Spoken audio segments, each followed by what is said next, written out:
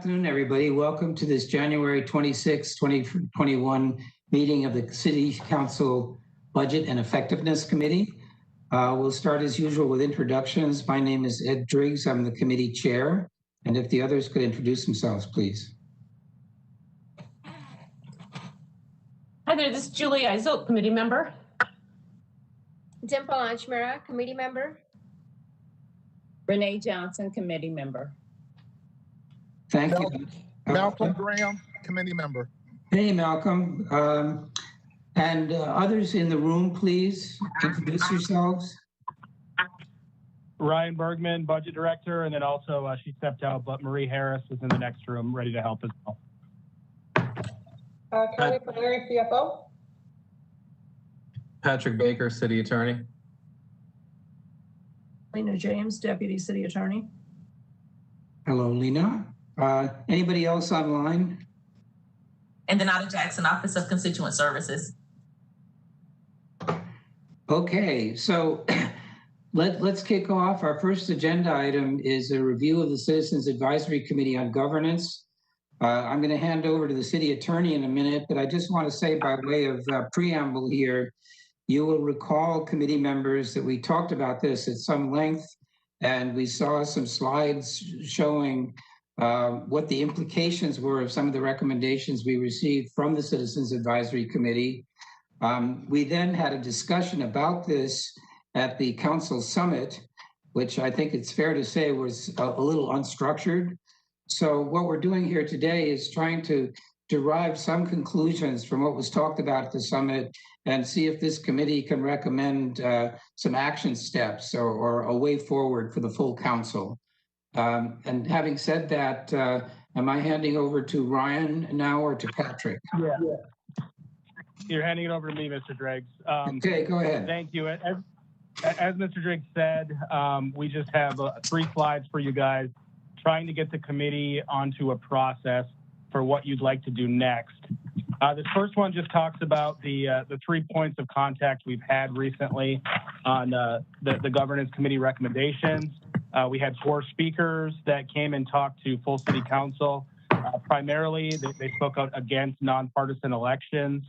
One also spoke against adding a district rep, and one spoke in favor of 4-year terms. But that was the public feedback we received there. Then the committee discussed it and decided that other than term limits, which they considered unconstitutional, they would send everything to the retreat, or the strategy session, I should call it, for preliminary discussion to get some feedback. And then if we can go to the next slide, this is the takeaway that the budget office got from the retreat. We're trying to just put it together for you guys.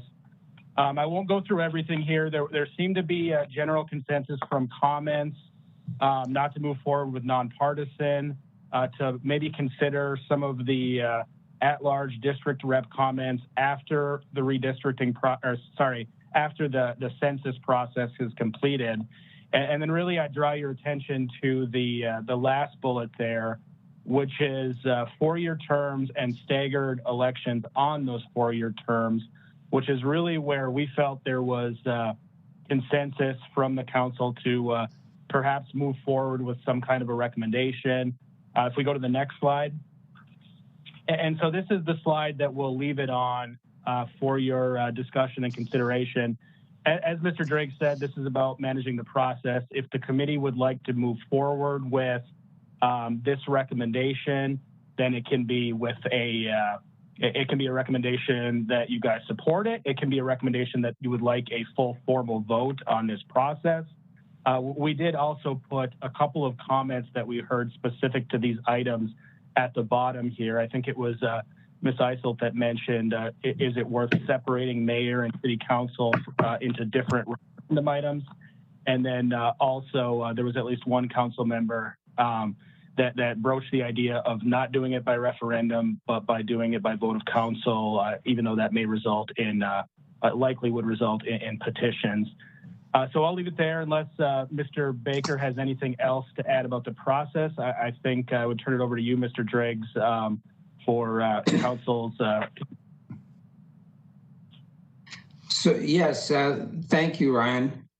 So I think the question for this group is, is this the 4-year terms question? Would that be at the top of the list from the discussions that we've had of things that council would want to take up or is likely to want to take up? And therefore, given the sort of timeline that's involved in doing that, if we wanted to actually have the referendum this year, should this committee come back and say, guys, you know, let's get to work on this. If this is what the full council wants to do, then let's get to work on this. And just highlight a couple of conversation points or discussion points, for example, about the mayor, or revisit the question that we have talked about of whether there should be a referendum right up front, or we take our chances on the petition. But are there thoughts on the committee about what message we should take back to full council? I see Ms. Eisel. Yeah, I guess as I think about this, you know, we're also hoping that we'll have a referendum on the ballot for transportation this year, and the council's up for election. So I wonder if there's another step that could involve a really big public survey in terms of how people, you know, how people feel about this, to give us some direction. I honestly don't think that our public hearing was all that helpful. We just didn't have that many people on. And most people I talk to have no idea we're even talking about this. And so I think we could take these issues and put them in a survey and put them out to the public and really get a better feel for how the public feels about this before we go ahead and vote to put it on as a referendum, just as a thought. I think this pandemic has just made it really hard to get people engaged in our discussions. I think that's a good point. You could argue that we have a sort of proxy indication of what people think by virtue of the vote that has already took place a couple of years ago, in which the idea of expanding the terms of county commissioners to 4 years was defeated 60-40. Ms. Ajmera. So I would like us to have a full council conversation on this, and if council decides to move forward with the referendum, I'm okay with it. I have a question on slide number 3. Ryan, could you go back one slide? So could you tell us, could you share what the timeline will look like for bullet number 2 and 3?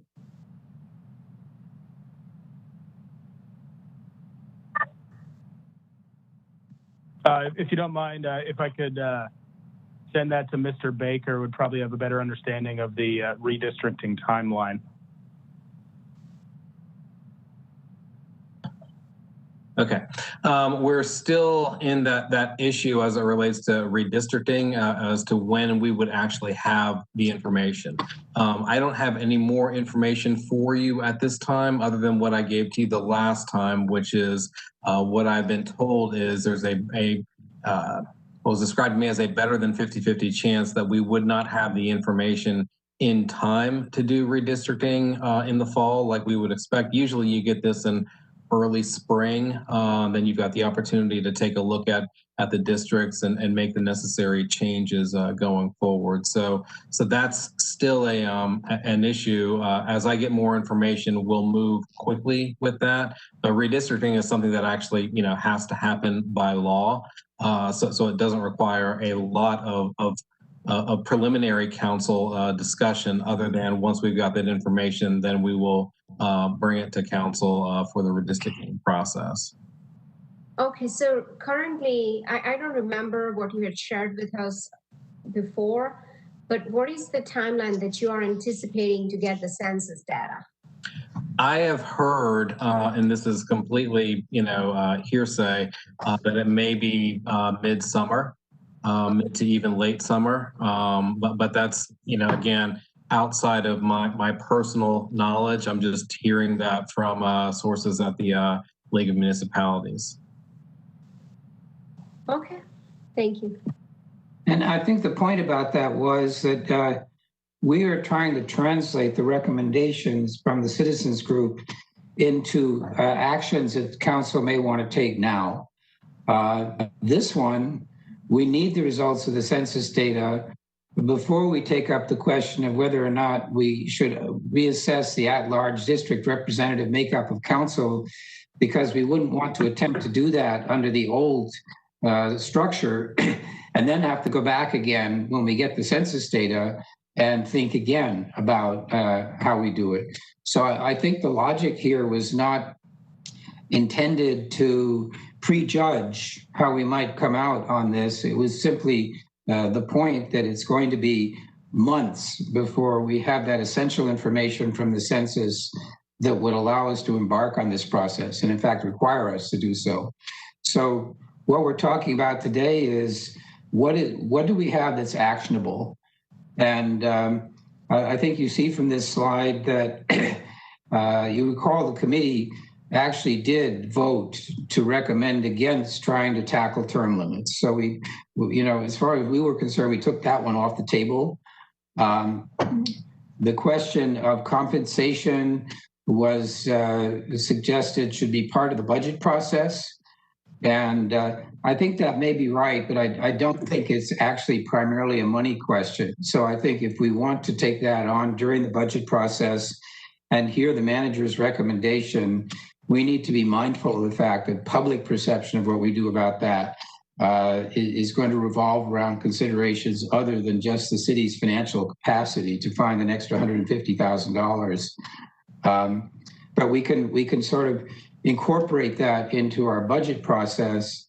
And that just sort of left as something that can be acted on now if we choose to act on it, and in fact needs to be because of the timeline, and that is the 4-year terms, the staggered elections, and the question of the referendum. So I think what this committee could do is just go back to the full council and say, guys, we should decide very soon whether this thing among the recommendations from the citizens group is one that we want to move on. And if so, let's start the wheels turning on what it takes, because we have to schedule the hearing and all of the other steps that we were told about.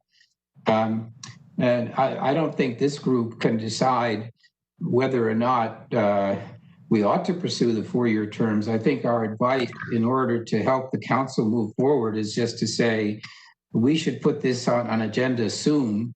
We should get answers to whatever questions members of council may have and be ready to vote on whether or not we want to pursue this. And so the question is, does this committee agree with the idea that we take that message to the full council?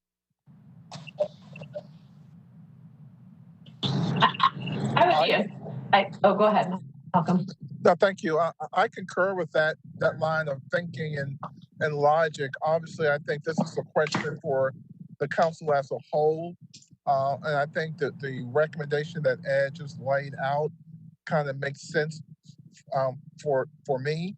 And it's the old basketball analogy, either dribble or shoot, right? We just can't hold the ball anymore. So if we're going to take some action, I think the calendar is working for us right now, but the longer we wait, the harder it will be. And then lastly, I am a little concerned about the number of items that may be on the ballot in November for consideration under a referendum, but that's a discussion for another day. But also, Mr. Graham, I appreciate that thought, and I would suggest to Mr. Bergman that as this committee rolls out to the full council the suggestion that we should act on this or whatever, that we highlight that point, because Mayor Pro Tem, I think, was saying something similar, and just take these things that have been brought up about trying to get a feel for the mood of the public, for example, before committing to the referendum, or the question of whether or not there's any issue about trying to get the bonds done and the 4-year terms passed, and just include that in our exposition as we encourage council make a decision about this and move ahead. And I think that's the service that we can render here, is just to kind of itemize those points for consideration. I agree with that too. I'm a little concerned with the proposal that the Mayor Pro Tem threw out, because even if we do another survey, I think the advisory committee did a survey already, and they made a recommendation to the council. So I really think it's now for the council to kind of make a decision. But I can be persuaded otherwise. But I think the governance committee already did a survey, and that was one of the questions. And so I'm not sure. I just think we just need to make a decision. And Mr. Graham, I'm kind of with you on that. I think Mayor Pro Tem raises a very valid concern, but I'm not sure how we address it, frankly. And so I think we need to take what we know and move forward or not. And Mr. Driggs, yes, the advisory committee did do a survey that we assisted with some. There's about 641 responses. That's how many responses. So we'll get you guys that information. Do you remember what the mix was of the responses offhand? I don't.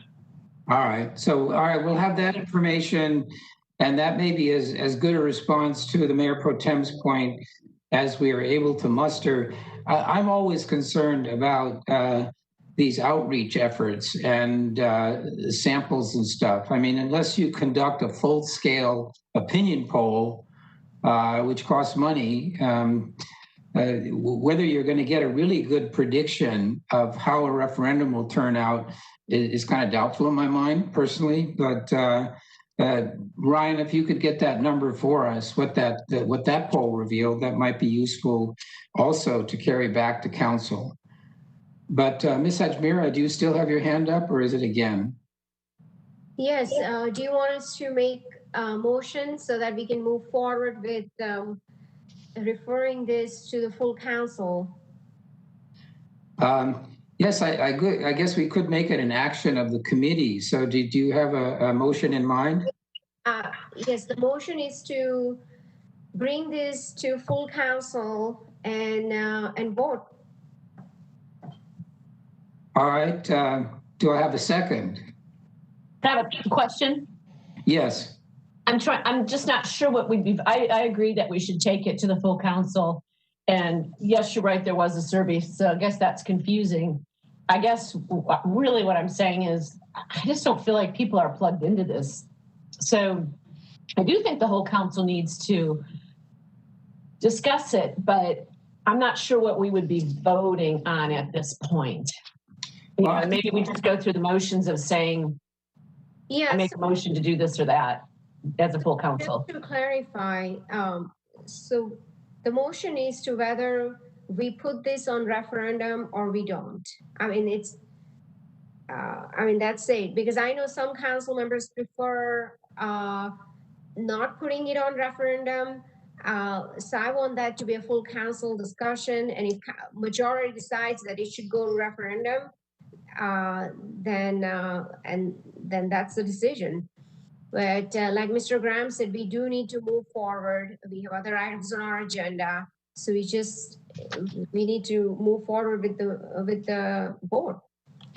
So I think I don't know if we actually need a motion, but I think the question right now is whether this committee delivers to the full council the message that we need to take action on this proposal about the 4-year terms and either decide to proceed with it or not, and then offer a couple of the discussion points that have been aired in this conversation here.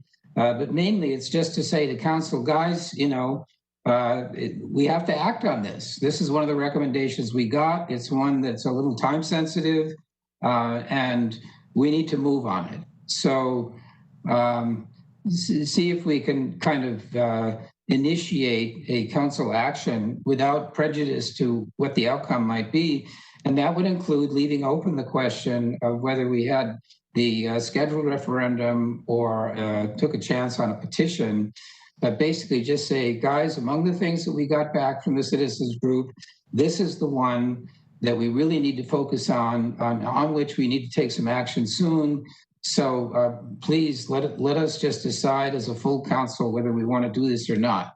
And here are a couple of things that we need to think about. That, in my mind, is what comes out of here, and whether we actually need a formal motion or not, or just agree that we would, at the next kind of strategy session or committee report out, deliver that message to our colleagues. And Mr. Driggs, I like the idea of a motion because then it's essentially clearing the referral. We took in the feedback. This is an actionable item that full council could consider, and then we would presumably put it on a future either strategy session or maybe even a work session for discussion just on that one topic. And if full council wanted, it would then come in a formal fashion at a later date in some kind of a council action. So I guess we would need a motion to the effect that this committee recommends to full council that they take up the question of 4-year terms without delay. And we will offer some discussion points about what might guide that decision. Second. Okay, so any further comment? If not, yes? So that's fine, but then what about the issue of pay? That's a separate issue. We're just going to, okay. We're working on this one right now, and we'll get back to the pay issue in a minute. Okay. So can we just vote on and see if whether we can agree on this one? Mayor Pro Tem? Yes. Yes. Ms. Ajmira? Yes. Mr. Graham? Yes. Ms. Johnson? Yes. And I'm a yes as well. So we're unanimous about that. Now, Mr. Bergman, if we could go back to the other slide that had that one, yes. The issue on compensation, we talked about referring that to the city manager for review during the budget process, and I think maybe Ms. Ajmira, you in particular, made that suggestion.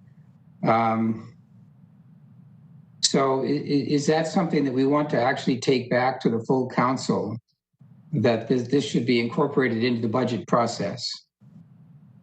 Yes. The suggestion I had made was I would like staff's feedback on what is the impact the pay increase will have on our budget. And certainly we had to look at the numbers. We do not know at this point what that means for our budget, if there is a shortfall or if it's not as a result of this. So my recommendation was to get staff's feedback on that.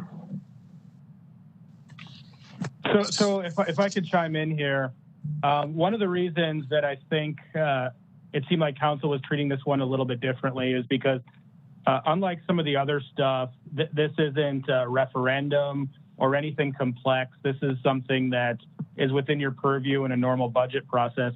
Presumably, if an increase was made to match the county or something to that effect, it would either take place in the new budget or at the beginning of a term.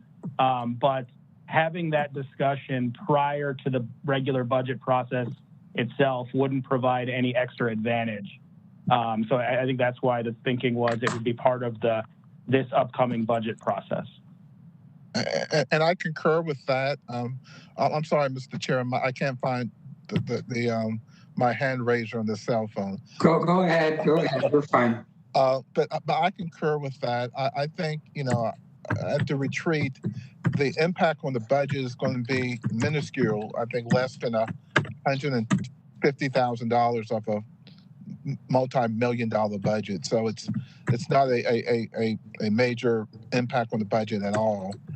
It's just how and when the council wants to do it. And I think we ought to give it to the manager and let it be a part of the ongoing budget process, and let it go that way.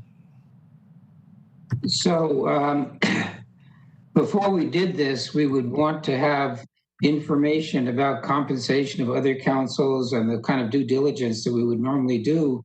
And I think we got some of that from the Citizens Working Group. I can't remember what information, but we could, as a committee, just recommend that this be incorporated into our budget conversations, understanding that the alternatives were that it would be effective July 1st, or with the seating of the next council, which I personally think is from a public perception standpoint, a better way to do it. But so we can take that recommendation back to the full council as well and say, and Mr. Driggs, I would just add that the manager's proposed budget is essentially his version of what he thinks you guys would like developed by staff. So I think the manager already got the message from the retreat that this is an item he needs to explore and work on. Just like many other times you would comment something to him without any kind of a formal vote. So I don't think on that one you need any kind of a vote to send it to the manager. I think we've already received that message. Okay, so our current committee disposition on that one is that it will present itself as a result of events that are already kind of in process here, and that therefore no current council action is required on that one, which does leave us with, once again, the key thing, which is that we get moving on a 4-year term. So for this meeting, if we're okay with that decision and that message to the full council, I don't expect it's the last we'll hear of the recommendations from the citizens group, but I think that's probably as much as we can talk about today. And just for one clarification, we're assuming based on your motion that the idea of staggered would be incorporated into that discussion. We're treating it as one thing. If anybody disagrees with that, please let me know. It was certainly my impression from the various conversations we've had that in the minds of most people, those two things go hand in hand. So obviously, if the full council wants to consider an alternative, and the specific question of whether the mayor should be on a different schedule, all of that we can take up with our referral. Our main objective here is just to tell the council, look, we need to do something about this. Here are the decisions we need to make, and let's get on with it. So if nobody else has anything on that, let's go to agenda item 2, which is the council virtual meeting provisions. And as I have indicated in the past to this group and even to full council, we have a situation where there were rules about virtual participation in meetings that existed before, and practices, either a state law or city policies, and then we got into COVID, and COVID brought with it a state of emergency and some special state law provisions about virtual meetings.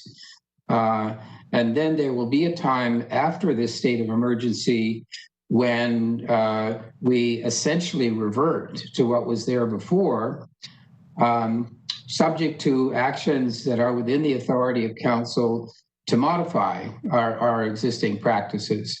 So what we did, as you all recall in October, I think, was just adopt a provision that said that going forward without time limit, we would have the option of participating in meetings virtually. And the concern I have, and I think the city attorney does, is that that's not quite as simple as it looks. And so what we need to do in this committee, and what I'm hoping to engage the full council on, is a more thoughtful process for deciding, once we get out of the state of emergency, what our operating procedures will be when it comes to the virtual meeting participation. And that is my kind of high level understanding of what we're doing here. So with that, I'd like to hand over to the city attorney to talk us through in more detail what those limitations or requirements are.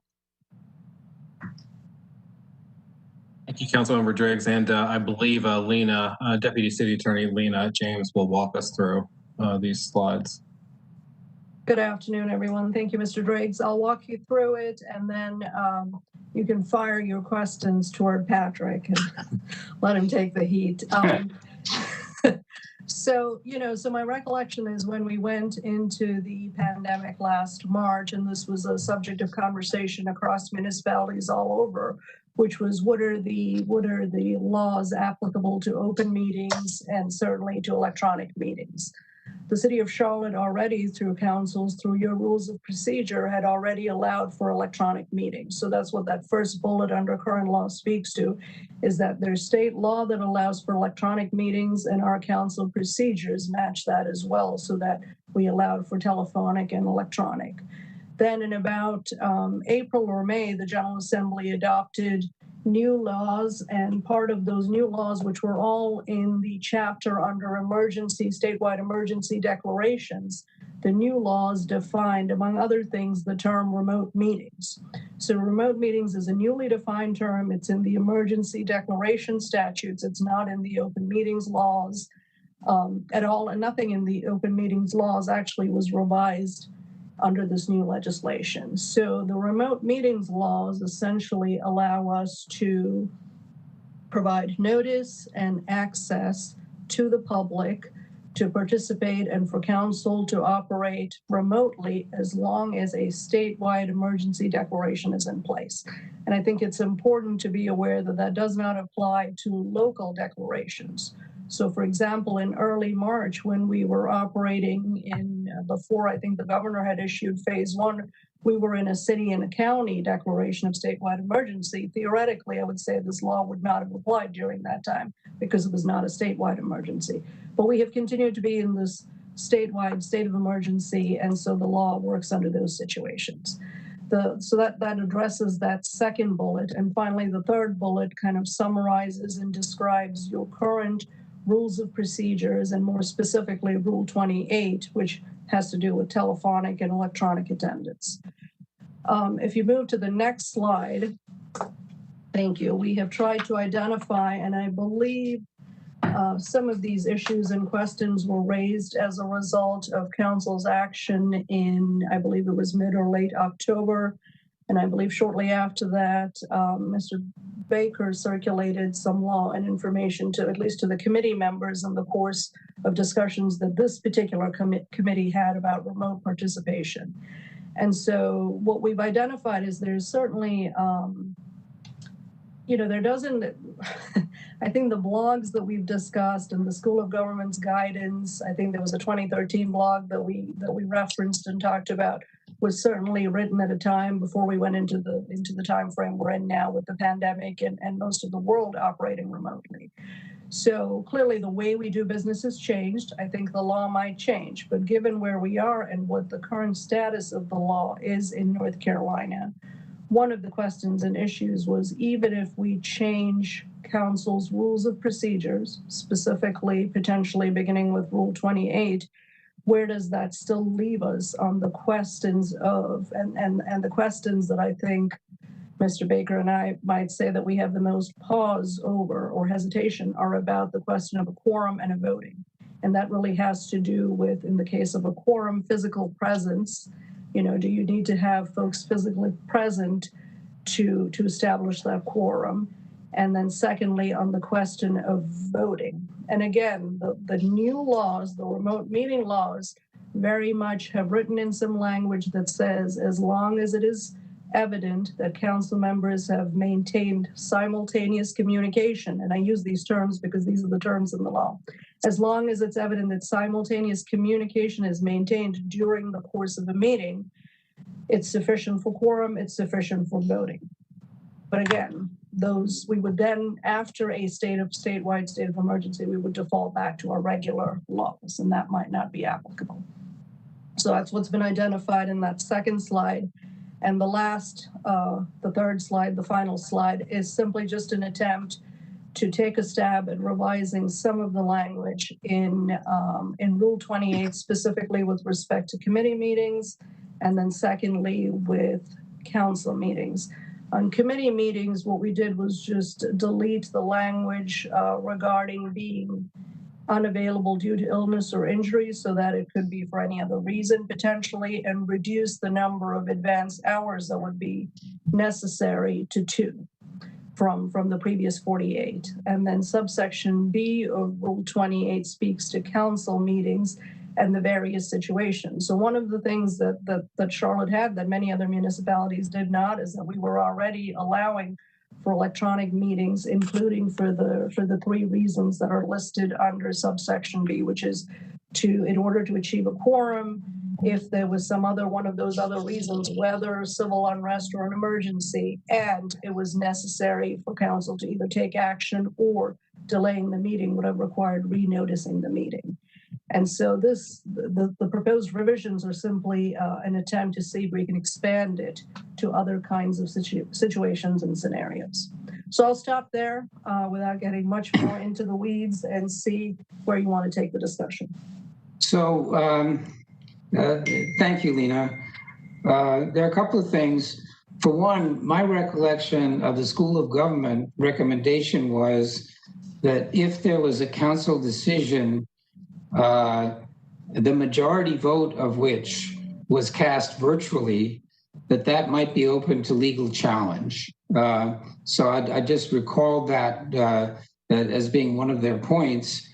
But the other thing I want to say to the committee is essentially what we're talking about is whether or not a council member's right to participate virtually is subject to any conditions like emergency or unable to attend, or whether it is a purely personal choice that requires no further justification and is not subject to any further tests. The difficulty with that is that it leaves open the possibility of situations like a chamber full of people and a row of screens with faces on them representing council. And so it's almost a philosophical question as to whether you agree with the premise that when we ran for office, particularly all of us who are incumbent now, we did so with the understanding that the convention was that we met in person, that we would be expected to do so. And if we want to relax that assumption, then what kind of accommodation can we make for council members that stops short of this kind of carte blanche option of just never showing up in person? And I think that's what the council needs to think about, and what this committee needs to think about is whether or not we really intend that nobody is required to show up in person for meetings. And I will just put it out there like that and see if anybody has any comment.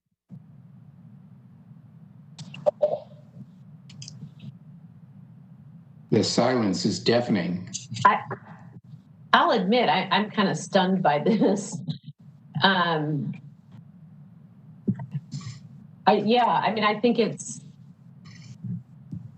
I think that people voted for us to show up.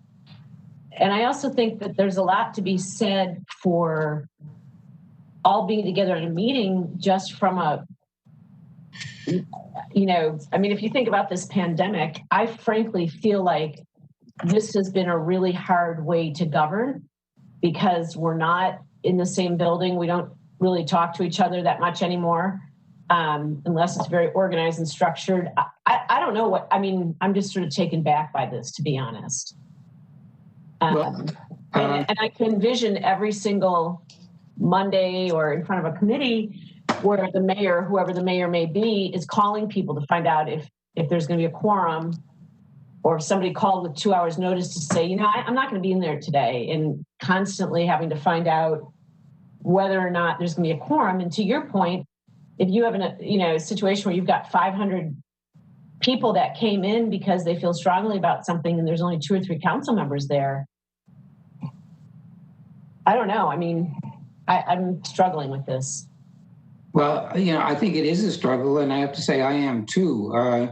I think we should have an environment in which there is a strong presumption that the great majority of council members will attend this meeting, But I think the conversation that we had when that motion passed to put in place an open-ended option to participate virtually suggests that there are certainly members of council who think that there ought to be some optionality about that.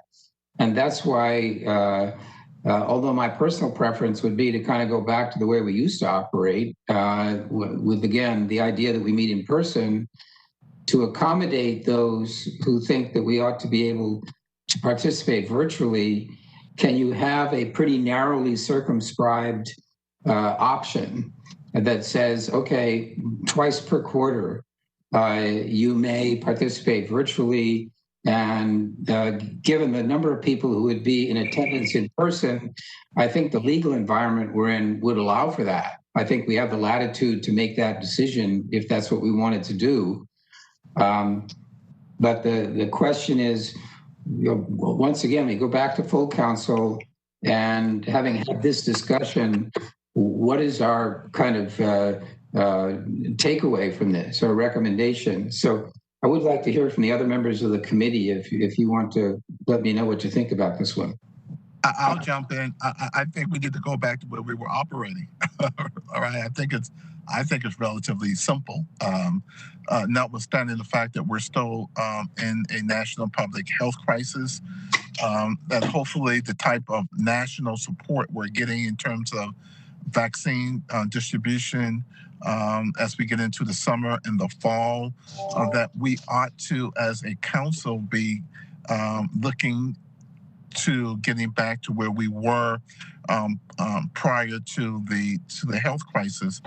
I think the Mayor Pro Tem is absolutely right. I think it has impacted our effectiveness and efficiency as a board. I think that there's an expectation that on Monday night that the public have an opportunity to have a dialogue with their elected officials, and I don't think that dialogue should be virtually. I think there's an expectation that we will be there to hear from the public and to do the public work in public. And so I hope that we can begin to think about how we get back there where we were before, as we begin to see hopefully positive results from the vaccine, and we're trying to get back to at least a semblance of normal, that we would provide the type of infrastructure necessary to protect the health of the members, the health of the staff, and we begin to see how we open back up. Obviously, that's going to take some time, but any conversation that goes beyond the public health crisis, that allows council members to have an option to attend a meeting virtually, is a non-starter for me. I appreciate that, Mr. Graham. And I would point out that during the conversations we had, there was kind of a conflation of the health reasons that we might participate in meetings virtually, and then the general idea, why shouldn't we be able to whenever we want to? And we need to be very clear about that distinction. If there's a health reason for us not to participate virtually, and you recall in the extreme, there was a limit of 10 people, there was no way we could have met in person. But I know this is also the view of the mayor, that we should try to get back to doing things the way we were doing them as soon as there is no longer a health hazard. So with that, Ms. Johnson. Thank you. I have a question for the city attorney. You have Rule 28 on the screen. So this is the city council local policy, right? That's correct. So the changes in the policy, are we compliant with the law if our policy states, with our updated policy?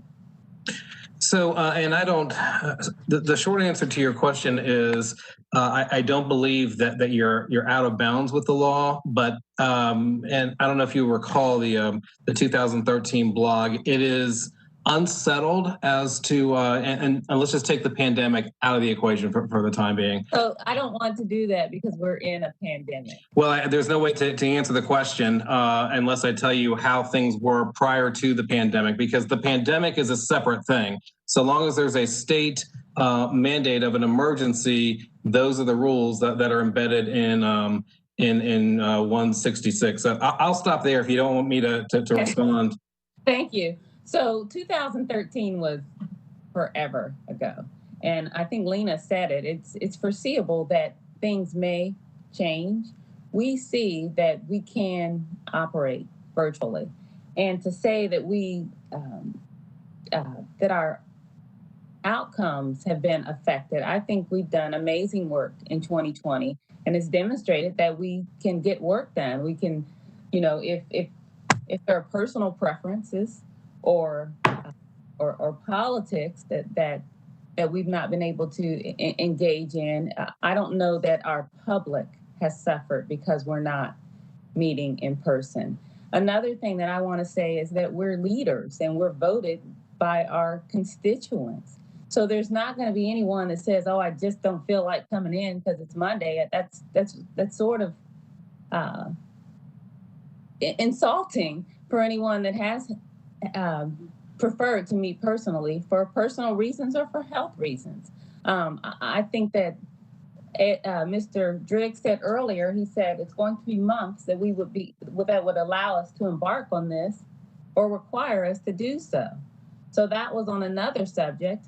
We don't know when we're going to be out of this pandemic. And I think to take time during our meetings right now, when we have so many other priorities, I don't see this as a critical need right now. We don't know when this is going to be over, which is why I proposed that we make this indefinite, because we had spent hours of time on this subject debating it. Right now, I think I personally feel that we should have the option for virtual meetings, and as we get closer, we don't know if it's going to be summer or fall. We don't even know if we'll be able to meet again in person in our term. So I think this continued conversation about it is personal preferences. We are getting work done. We've spent whatever the amount is, millions and millions and millions of dollars serving our constituents. We're taking on some big projects. So the only thing that's missing is the personal interaction, and we're leaders and we should be able to adapt like everyone else in the world has had to do during this pandemic. So I personally don't see a need right now to address this because of the uncertainty of the pandemic. We're not out of bounds with the law, even after the pandemic. So, and also another thing that virtual meetings do, it opens up potential for people to serve.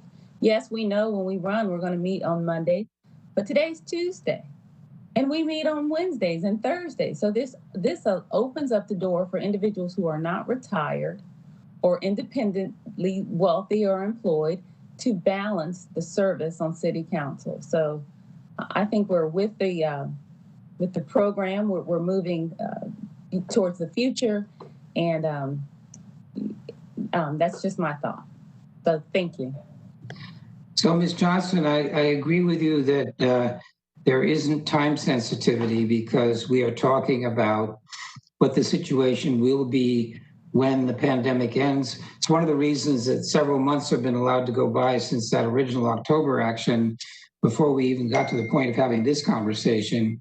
One concern I have is that if we are aggressive in terms of exploiting ill-defined areas of state law with what we do, it's possible that then action could be taken by the legislature to kind of push us back into the more traditional mode that they assume we operate under. It's just a possibility. But I think the question as to whether or not we need to do this now is absolutely fair.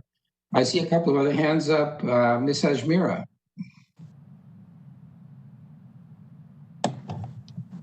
Thank you, Mr. Chairman. So I agree with Councilmember Johnson. I don't see the need for us to even have this discussion. We have other important discussions in our agenda. We got to be talking about other items. We have a budget workshop that's coming. So I just don't understand why this is so critical. We have a COVID strain. It's very there are many folks that are in high risk category, and I don't even know why we should be talking about this. As someone who is in a high risk category right now, I just think that this is not the timely conversation. So I think we should revisit this conversation at a later point in time, as Councilmember Johnson suggested.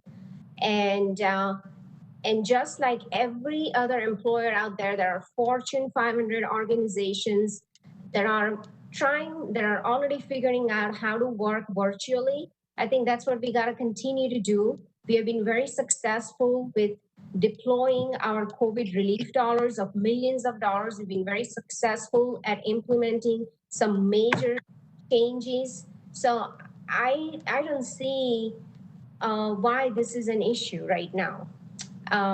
So I would like us to move forward to our next topic. Thank you.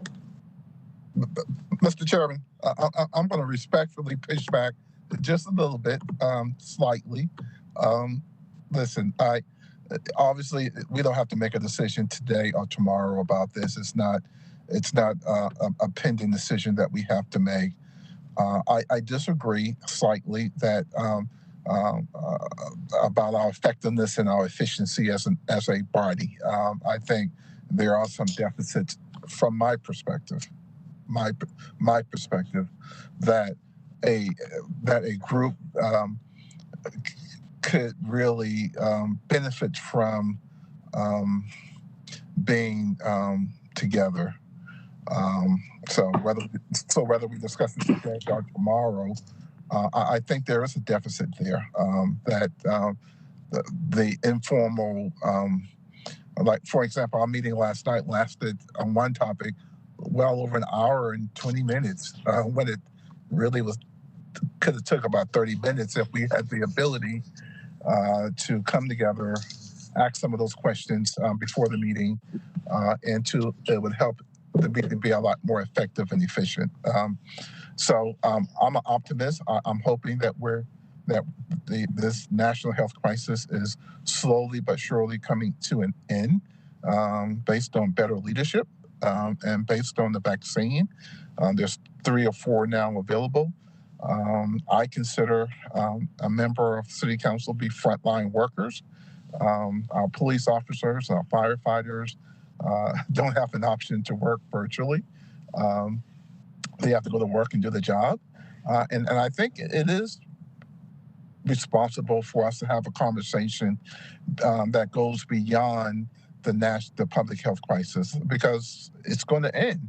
And I think it would be not in the city's best interest for us to do or to even compare ourselves with Fortune 500 companies. The difference is we're a public body. That's the significant difference, and that we should do our business in public. And I don't consider, while a virtual audience is certainly a public audience, it's not the same thing. And so I just think that as we begin to do some forward thinking, we're talking about the budget, but we're not passing the budget today. The budget will be passed in June. We're talking about a referendum in November. So I think it's credible and it's important for us to do some forward thinking about issues that at some point in time that we're going to have to take up. Thank you. So I have several hands up. I don't know if any of them are still up. Mayor Pro Tem, did you want to speak? Yes. So I wanted to clarify that my comments before were definitely post-pandemic in mind, that I do think we are in a state of emergency right now. And I do respect that people should be staying home. That said, I really do feel strongly that if we're not in a state of emergency, I won't reiterate everything that Mr. Graham said, but our current council went into this mode just 2 months after it was elected. And so for some people, that's all you've known, is that's how we operate. And I think what I've seen on some of our council meetings, and Mr. Graham, you mentioned the length of them, is that when you don't have the benefit of being in the office and getting to know staff, you then go to the council meeting and you're asking your questions on the dais when we should be talking about policy at that point. And I agree that I think the meetings are going a lot longer because council we're not together. We're not asking each other questions. We're not asking staff questions. And I do believe, frankly, in the 5 years I've served, that we've been least effective as a group as the time that I've seen on council. So I understand that some people don't have the context to compare it to, but there's just a lot of value to be had by being in the building. If you can't, council is not for the faint at heart, right? If you think it's a part-time job and you only have a couple hours a week to give to this, I would say that you'd have to really think strongly if this is the right job for you. But I think it's critically important that you do have the time to come into the building under normal, healthy circumstances, get to know staff, understand why policies were put in place, or especially if we want to change a policy. And I just don't think that can be done virtually. And I feel strongly that that's what we have seen this past year. And corporations have too. I've talked to CEOs that are saying we've got to figure out how to get teams back together again, even in some staggered fashion. So my comments are definitely meant for post-pandemic, post-health crisis. Thank you, Mayor Pro Tem. And Ms. Johnson, I would ask you to consider that I believe the great majority of your time on council has been during COVID. Those of us who have been around for years may have a better appreciation of the kind of things that happen when we're all up on the 15th floor in our offices and we have the opportunity to interact with each other personally and reach a consensus. There really is value in that, in my experience, and that could be one of the reasons for a difference of opinion about how important that is.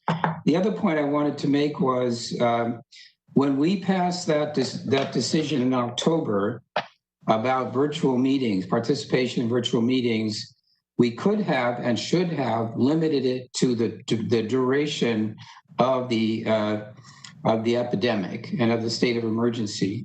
And then we could have said, okay, we've got all this time while that condition exists to consider what we do afterwards. But what we did is we put in place a defective decision that extended past the end of the pandemic without giving any thought to what the conditions would be when that time came.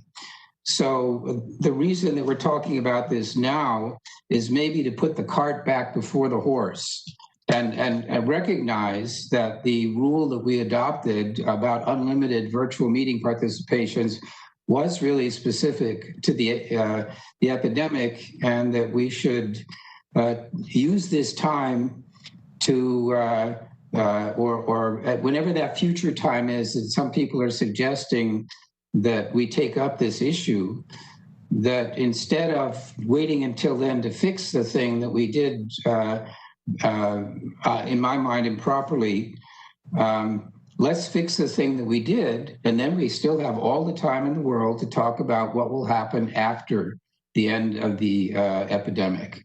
We just get ourselves back on the right foot by acknowledging that it doesn't make sense to have a carte blanche virtual meeting participation procedure past the end of the epidemic.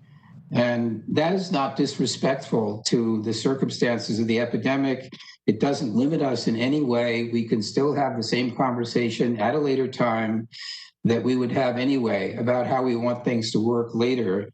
But we don't have this thing hanging over our head of having put something in place that really doesn't properly contemplate the conditions that will exist afterwards. So my feeling is that it is appropriate for us to take some action now, and recognizing that, yes, we then have a lot of time to talk about what we want to do when the epidemic is over. And I'm interested to know, Ms. Johnson, your hand is up. Did you want to speak again? Okay, I want to know then whether we have a motion that this committee recommends to the full council that we, perhaps in simple terms, that we just impose a time limit on the action that we took in October, with the understanding that there will be a more comprehensive conversation about what our procedures are following the epidemic at some later date, when the end of the epidemic is more clearly visible. Is anybody... Say something, Mr. Driggs. Yes, go ahead. Okay, I just wanted to kind of just respond to what Mr. Graham and what Ms. Eisholt said about last night's meeting. So last night's meeting, the reason that was done because we had asked for information from the staff a few weeks ago, and we didn't receive it in a meeting format. We all said that. That was, if anyone watches the tape, we talked about we didn't have the information, and that's when you even made the motion to defer it because we didn't have the information. Secondly, as far as us talking to one another, Mayor Pro Tem and I just got off the phone on an issue. So we do have the option to reach out to council members and to still discuss items. I don't see us as ineffective, and I will admit I have a different perception because I was only on council for 90 days. But I think we've gotten some phenomenal work done. The 8 can't wait, the COVID deployment, those dollars, we were in a national publication about the affordable housing. So while we're not as synergistic as I'm sure we could be, I think the virtual option is working. And again, I think it opens up the opportunity for people who would not be able to afford to do this full time to serve. It allows a balance, which is important in today's economy and today's world. So. And again, we don't know when the COVID pandemic is going to be over. So this discussion is premature. The council has voted, 6 of us voted that Rule 28 could be revised. So I just don't see the need to revise this today. We haven't heard any complaints from the public. The complaints are from the council. Certain council members. So that's just my opinion on it. Thank you. All right, thank you. Ms. Echeverria? I'd like to make one comment too when I can, Mr. Chairman. All right. My hand has been up. That's fine. Mr. Chairman? Yes. Should I proceed? Yes, go ahead, please. Okay, thank you. So I want to address some of the points that Mr. Graham had mentioned. He had said that we should continue to have conversation in public, and all of our conversations are public. What we are doing right now, it's broadcast, it's live. So this is a live discussion. In fact, when we have meetings in room, and before we had all this Facebook and other options, folks only in the room were able to watch our meeting. And now anyone can watch our meeting. There is recording on Facebook, on YouTube, and government channels. So this a perception of not having public meetings, I think I need to just make sure that everyone knows that all the meetings are public. Other points that Mayor Pro Tem had mentioned, well, I have a different perspective because I've been on council for over 4 years now, before the pandemic and during the pandemic. And I can tell you, a lot of times we are able to meet with staff ahead of time to get many of our questions addressed and ask questions to even council members. Just this morning, I had a call with Council Member Watlington on a different issue. So we can continue to have conversations. It's up to us how we utilize our time, whether we meet in person or we have a conference call or we can have a Zoom call. But all of these options are available. It doesn't mean you have to have a face-to-face meetings. And like Ms. Johnson said, we do not need to rush into this. We have not had any complaints from constituents. In fact, many of them are appreciative that we are setting the model, because this is the new model that a lot of organizations, employers are putting into implementation. And it might be interesting because I don't know if everyone is comfortable with technology, but in my past tenure working in corporate America, this is a very common practice. So it might be a generational thing where some council members take more time getting more comfortable with technology, where others are more comfortable, but those restrictions or that uncomfortability with technology should not put other council members at risk. And that's why I urge you all to continue to defer this discussion after the COVID is over. Thank you. Thank you. Mr. Driggs, this is yes, Lena.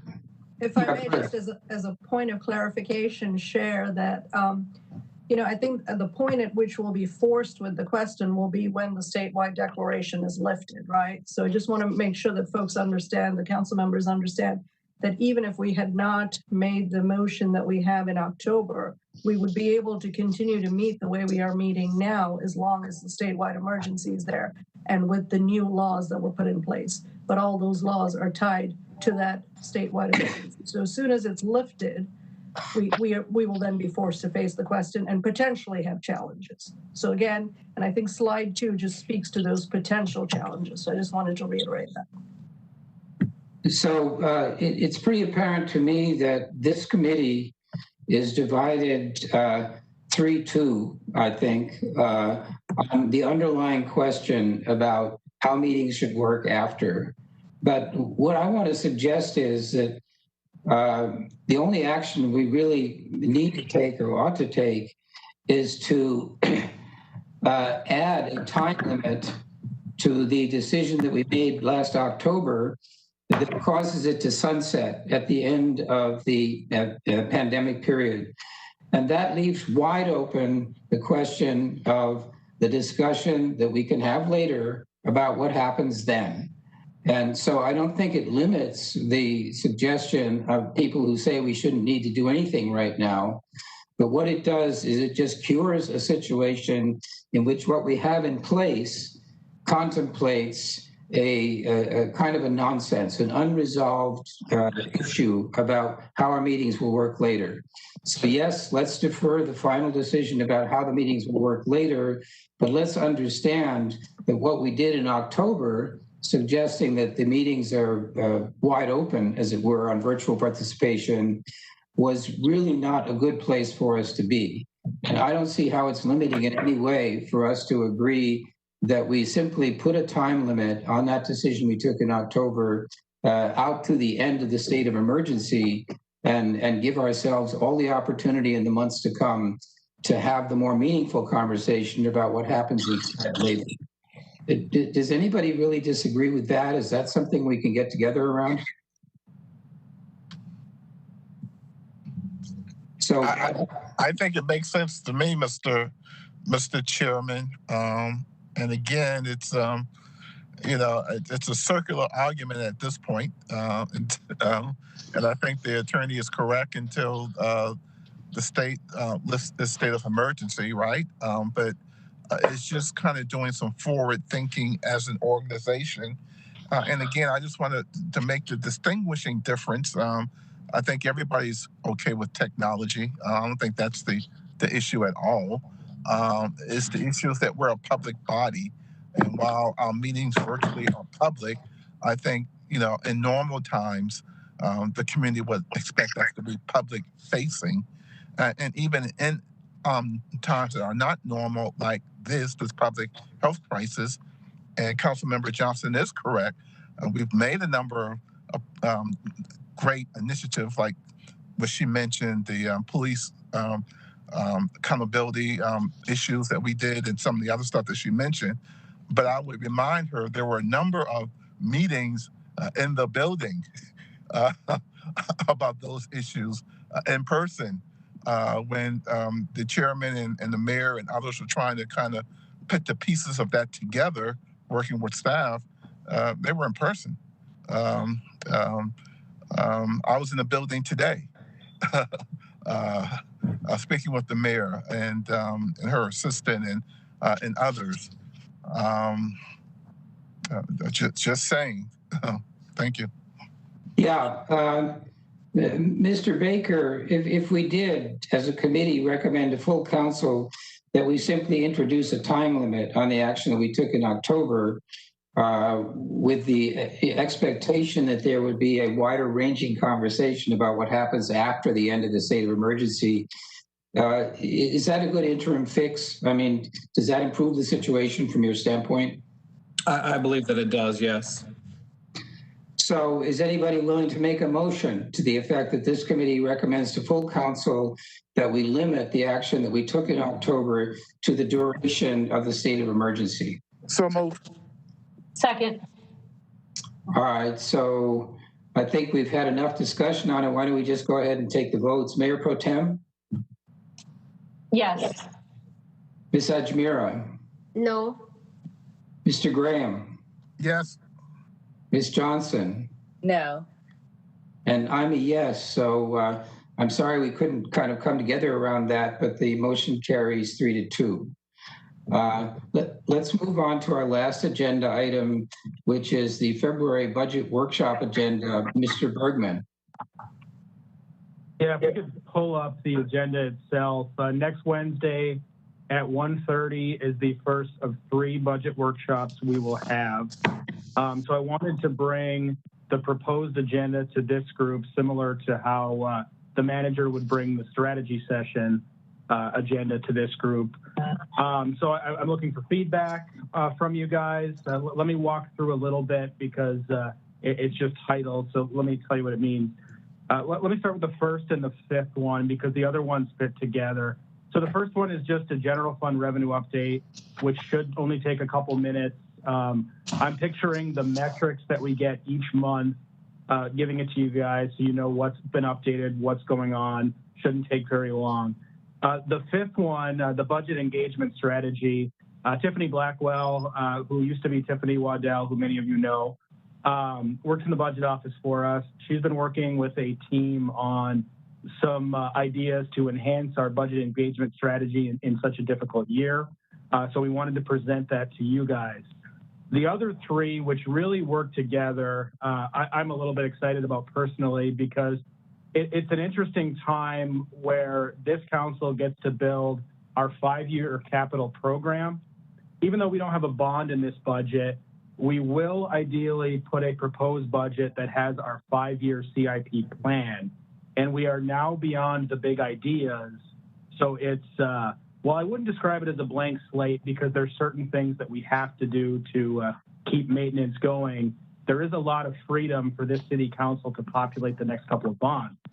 So the first part that we would do is the advanced planning program. So we have a number of road and intersection projects that have been in the planning program for a couple of years.